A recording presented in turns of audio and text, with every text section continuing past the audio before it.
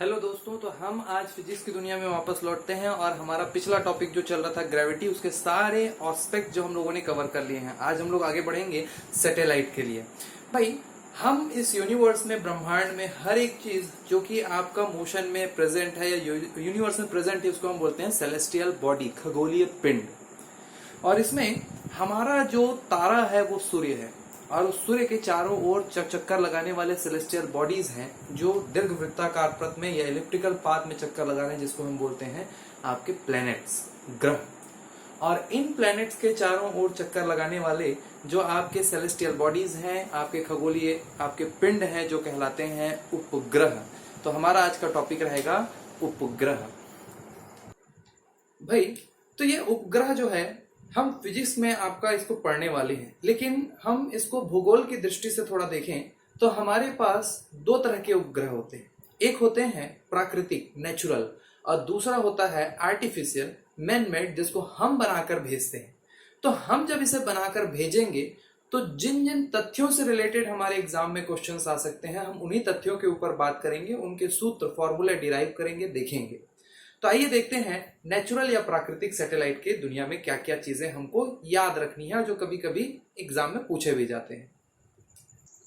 तो प्राकृतिक उपग्रह से जो प्रश्न आएंगे वो हमारे भूगोल के सेक्शन में आएंगे, और भूगोल के सेक्शन में आपको कुछ ग्रहों की संख्या, उपग्रहों की संख्या पूछी जाएगी, जिसमें सबसे कम उपग्रहों की संख्या जो है, प्राकृतिक उपग्रहों की संख्या हमारे पृथ्वी के पास ही है, और सबसे ज्यादा उपग्रहों की संख्या बृहस्पति ग्रह के पास है, टोटल 79। भाई, ये डेटा हमेशा बदलते रहते हैं, क्योंकि समय समय पर नए नए सैटेलाइट खगोल शास्त्री खोजते रहते हैं।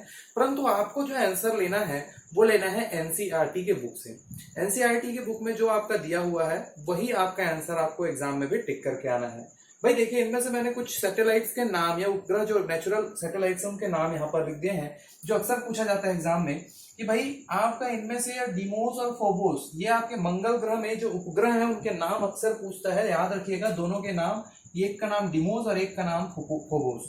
दूसरा कि पूरे सोलर सिस्टम में, यानी कि आपके सौर मंडल में बृहस्पति ग्रह का एक सैटेलाइट है, एक प्राकृतिक उपग्रह है गैनीमेडा, है ना।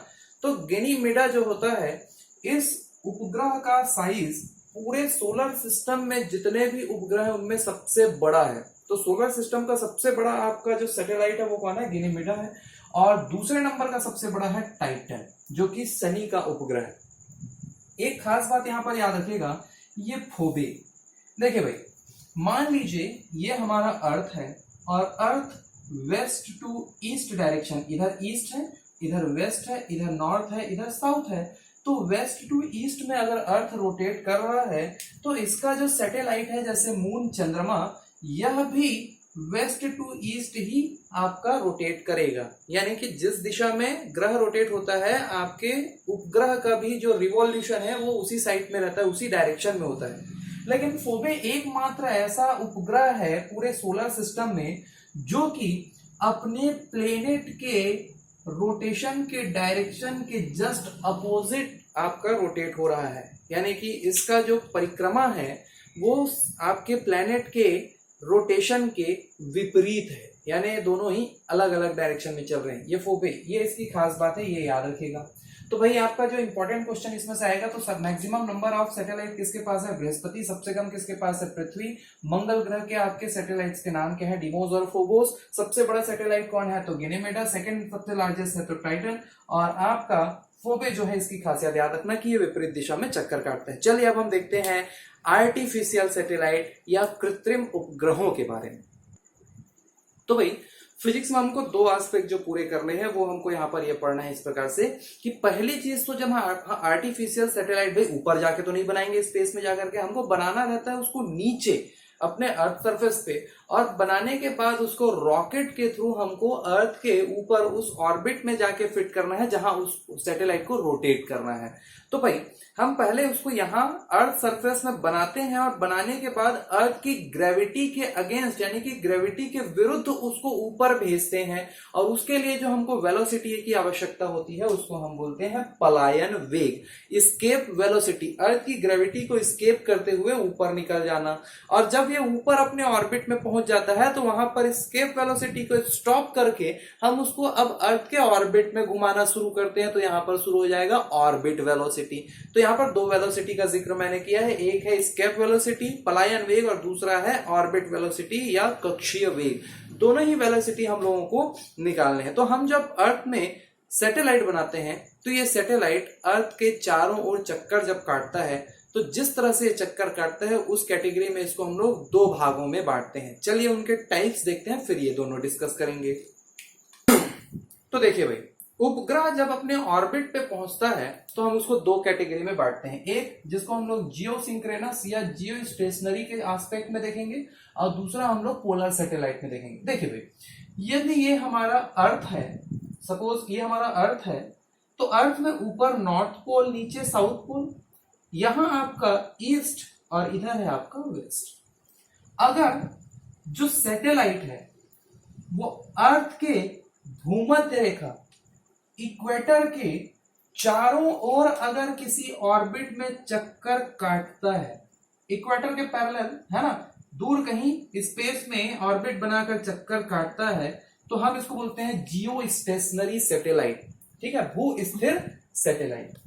अगर कहीं कहीं पर किताबों में आपको इसी जियो स्टेशनरी को और करके जियो सिंक्रोनस भी लिख के दिखाई देगा, ये गलत है। दोनों अलग अलग कॉन्सेप्ट होते हैं, जरा समझिए भाई। यहां पर आपको जो दिखाई दे रहा है, यदि सैटेलाइट यहां पर चक्कर काटने के बजाय लैटिट्यूड में थोड़ा ऊपर और नीचे चेंज कर दे, लेकिन लॉन्गिट्यूड में उसका डिस्टेंस बराबर बना रहे, यानी कि अर्थ जो है, सॉरी सैटेलाइट जो है वो कुछ इस प्रकार से चक्कर काटना शुरू कर दे, लैटिट्यूड चेंज हुआ, बाकी इस एक्सिस से जो डिस्टेंस है उसका सभी डायरेक्शन में सेम टू सेम है।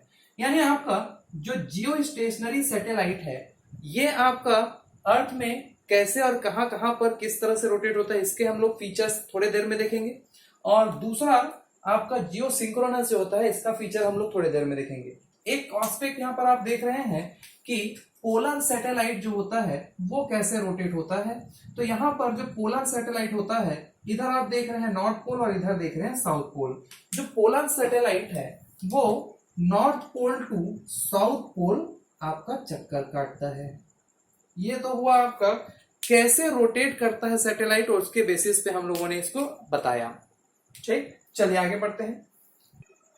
तो भाई अभी आपने देखा, एक है जियो स्टेशनरी यानी कि जो आपकी विषुवत रेखा, भूमध्य रेखा या इक्वेटर के पैरेलल आपका या लंबवत, उसके लंबवत सैटेलाइट जब आपका चक्कर काटे तब हम उसको बोलते हैं जियो स्टेशनरी।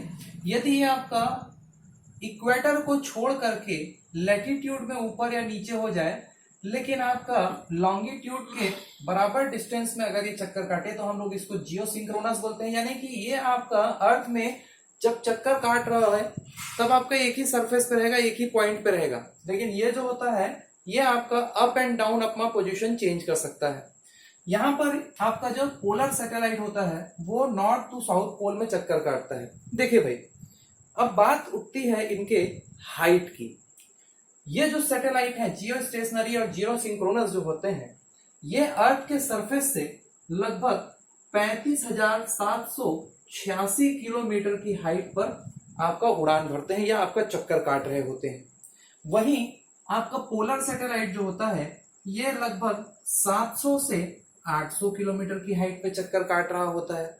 ठीक, दूसरी चीज कि इनका जो आपका ऑर्बिटल जो टाइम पीरियड है, पीरियोडिक टाइम जो है इनका परिक्रमा करने का जो समय है, वो हम लोग अगर देखें तो जियो स्टेशनरी और जियो सिंक्रोनस दोनों का जो टाइम इंटरवल है लगभग 24 घंटे है। अक्सर किताबों में आप लोग देखोगे इनका कितना होता है, जितना अर्थ का जो रोटेशन टाइम इंटरवल होता है वो होता है 24 घंटे, वही इसका भी होता है।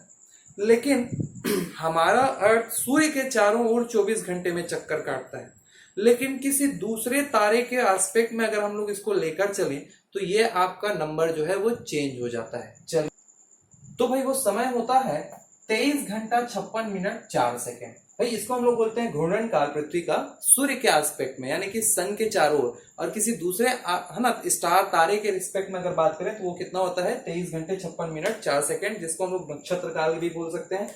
तो भाई अगर इस टाइम इंटरवल में कोई सैटेलाइट चक्कर काट रहा है, तो यदि वो सैटेलाइट अगर मेरे सामने है, तो जैसे जैसे अर्थ रोटेट होगा वैसे वैसे वो भी मेरे सामने ही रहेगा। मतलब इसका जो परिक्रमण काल है पृथ्वी के रोटेशन के बराबर होगा। जहां आप देख रहे हो वहीं ये फिक्स दिखाई देगा। तो जियो स्टेशनरी फिक्स रहता है लेकिन जियो सिंक्रोनस जो होता है, यदि मैं यहाँ खड़ा हूं, सैटेलाइट यहाँ है, तो जरूरत पड़ने पर इसका पोजीशन भी चेंज किया जा सकता है। मतलब ये अर्थ में नीचे भी आ सकता है। तो भाई आपका जो अर्थ का जो लॉन्गिट्यूड है उसमें ये आपका up and down position change कर सकता है। मतलब लॉन्गिट्यूड से डिस्टेंस आपका जो रेडियस है इसका फिक्स रहता है, लेकिन ये लैटिट्यूड इसके बदलते रहते हैं, अप एंड डाउन ये चेंज किया जा सकता है। तो ये आपका जियो सिंक्रोनस और जियो स्टेशनरी दोनों में अंतर है। कई बार किताबों में दोनों को और करके लिख दिया जाता है, दोनों में अंतर है। दोनों के फीचर्स सेम है, लेकिन बस उनकी जो आपका पोजीशन है वो बदलने का जो क्षमता है उसके हिसाब से उसको दो भागों में बांट दिए। अगला देखते हैं भाई, यहाँ पर इसका जो पोलर जो सैटेलाइट होते हैं इनका जो रोटेशन टाइम होता है वो अराउंड आपका 100 मिनट के आसपास होता है, 1000 मिनट के आसपास होता है। 100 मिनट में ये आपका पूरे एक अर्थ को एक चक्कर काट सकता है। तो चलिए और आगे देखते हैं भाई इसमें कुछ खास बातें। भाई तो हमारा ये आपका सैटेलाइट जो होता है आपका जियो सिंक्रोनस, इसके यूज देखते हैं। तो पहला तो हमारे दूरदर्शन में, दूसरा हमारा टेलीकम्युनिकेशन यानी रेडियो सिग्नलिंग में, तीसरा वेदर फोरकास्टिंग में, चौथा इसी प्रकार से हम लोग देख सकते हैं कि अर्थ का जो शेप है, पृथ्वी की आकृति कैसी है उसमें, और सबसे इंपॉर्टेंट चीज है नेविगेशन में, यानी कि आपका जीपीएस सिस्टम। तो जीपीएस सिस्टम से अभी तक जो सबसे इंपॉर्टेंट क्वेश्चन आपको जो पूछे जा चुके हैं उसके बारे में बस थोड़ी देर बाद देखेंगे। पहले हम लोग इसके भी यूज देख लेते हैं।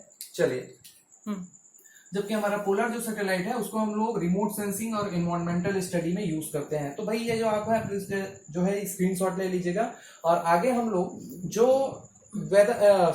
जो आपका यहाँ पर नेविगेशन सिस्टम है, जीपीएस सिस्टम है, उसमें हमारे जो भारतवासियों ने, भारत ने जो 7 सैटेलाइट ऊपर भेजे हैं वो किस किस टाइप के थे और कैसे थे वो मैं अभी आपको बता दूं। तो हमारा जितना भी नेविगेशन सैटेलाइट है वो जियो स्टेशनरी और जियो सिंक्रोनस था। तो दोनों अलग अलग टाइप के सैटेलाइट हमने भेजे हैं, वो देख लेते हैं। तो भाई हमने जो जीपीएस सिस्टम के लिए 7 सैटेलाइट जो लॉन्च किए थे, जिसका प्रोग्राम का नाम था IRNSS Indian regional navigation satellite system, जिसमें हमने जियो स्टेशनरी कैटेगरी के 3 सैटेलाइट जबकि जियो सिंक्रोनस कैटेगरी के 4 सैटेलाइट छोड़े हैं। देख सकते हो जो जियो स्टेशनरी है वो इस तरह से फिक्स है, जो जियो सिंक्रोनस है वो आपका हल्का सा टिल्टेड है ना, अपने आपके इक्वेटर से थोड़ा टिल्टेड है। तो देखिए यहाँ पर आपका जो जियो स्टेशनरी है इसमें देखिए पूरे सीरीज किसमें थे, 1 में। और 1 के बाद जो सैटेलाइट छोड़े गए थे वो कैसे किए गए थे, A, B, C, D, E, F और G। तो यहां पर आपका जो IRNSS 1C, IRNSS 1F और IRNSS 1G ये सब के सब जियो स्टेशनरी रहे हैं। जबकि आपका दूसरा कैटेगरी जितना भी रहा है IRNSS, यहां पर आपका 1B, 1D, 1E और एक आपका हो जाएगा यहीं पर 1A।